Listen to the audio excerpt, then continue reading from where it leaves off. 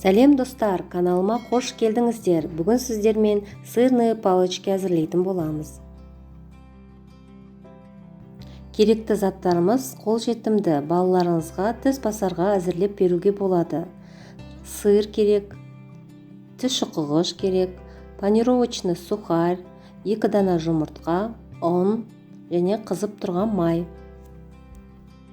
Сырымызға өздеріңізге керек өлшемде тіс шұқығыштарды кіргізіп кесіп аласыздар.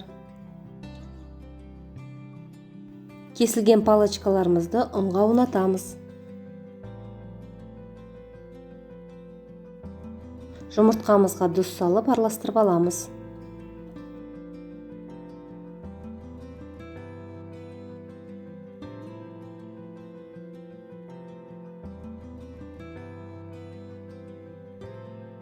Жұмыртқадан кейін панировочный сухарьға салып аунатып, қыздырылған майға 30 секунд қуырып аламыз.